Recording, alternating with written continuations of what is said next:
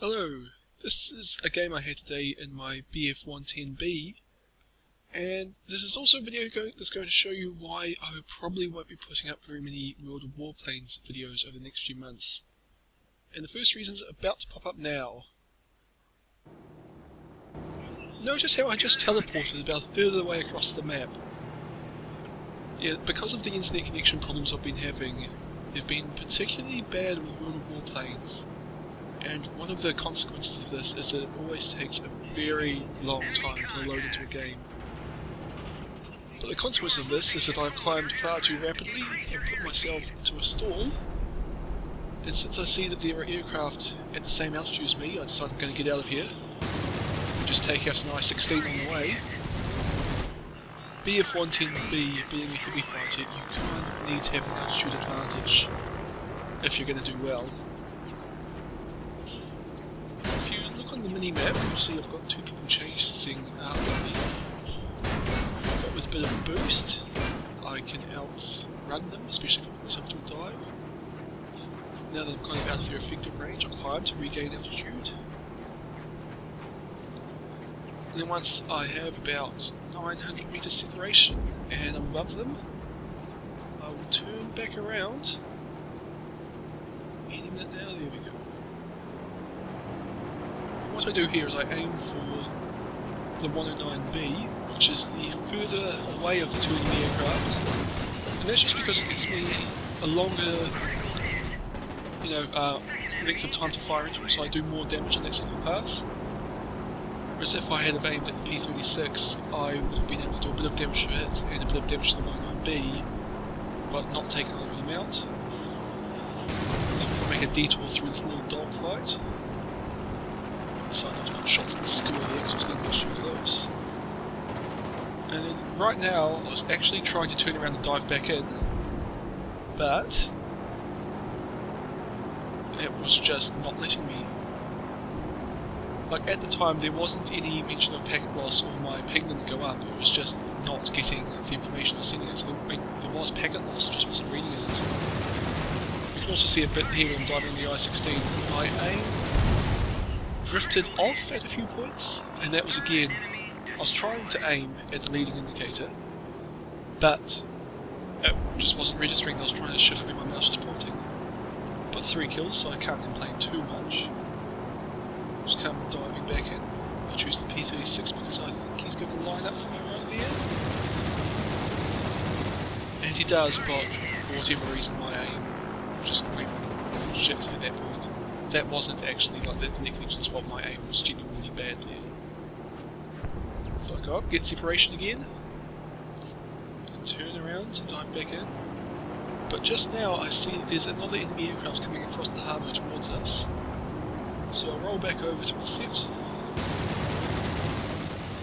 And I don't quite kill it, but I see he's got 2 friends. So again I aim for the furthest one away, which is I-16. You do a lot of damage, but also don't kill him. But you'll note now that I have 3 enemy aircraft coming at me,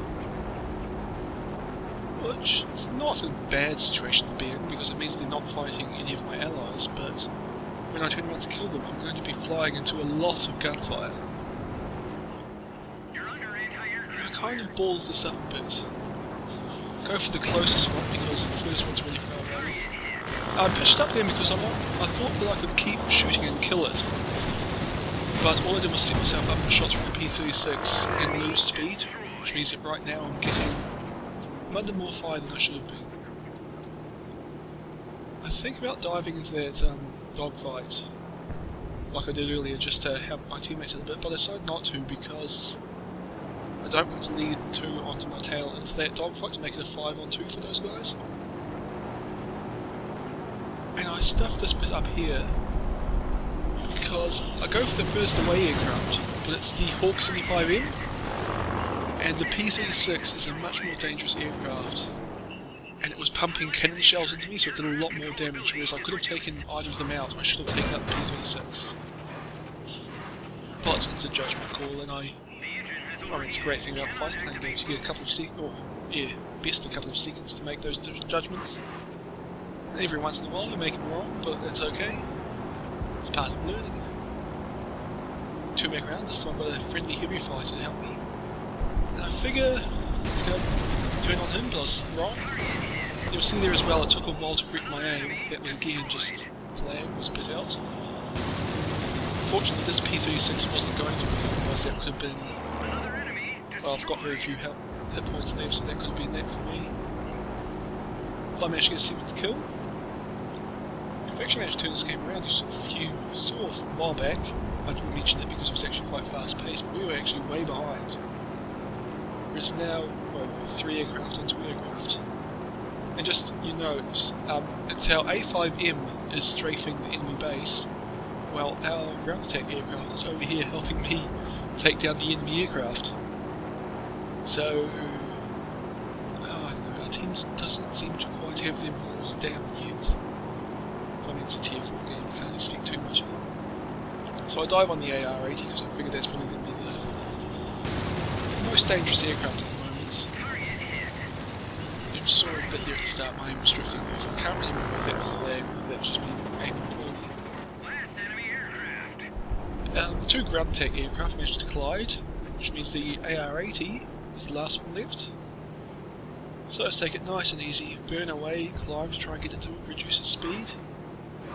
Again here I'm just trying to get it to turn a little bit, again to reduce its speed, but then I come around, dive down on it. I'm not sure then whether that aircraft was trying to evade or whether it was stalling, but either way I was able to put shots in it unopposed.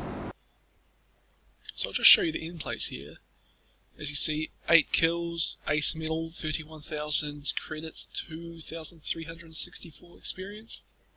And over on the next one, I did 828 damage, which you see no one on my team came close. And only the kind of 2 aircraft were, well, you know, halfway to where I got. So I mean, I find it frustrating playing World of Warplanes at the moment just because of the issues that you've seen. Like in this game, it wasn't that bad. It gets a bit worse, but it's more the timing of these episodes where it just decides it's not going to register my signal, it's not going to register my key inputs. If they happen at crucial times, it can be very inconvenient. Especially if I'm playing like a turn fighter like my Zero, and I'm telling it to, you know, trying to scissor, go left, right, and it goes left, and then just keeps going left, and then I get killed. That's not ideal.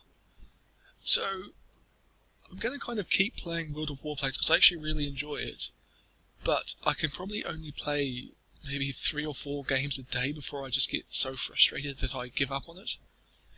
So I'm just going to say you probably won't be seeing many videos, unfortunately. At least for the next few months, because I'm kind of planning on moving house in June, and at that point I'll actually be able to do something about the internet connection. The problem is I'm living out in the countryside a bit now, and the infrastructure just isn't in place here. So, well, firstly, apologies for not giving any World of Warplanes videos, and secondly, I still have fun occasionally. I hope you've enjoyed this one, or maybe you've learnt something. It probably is a pretty good example of how you should fly the BF-110B, or any heavy fighter really. Oh well, good luck, I'll see you next time.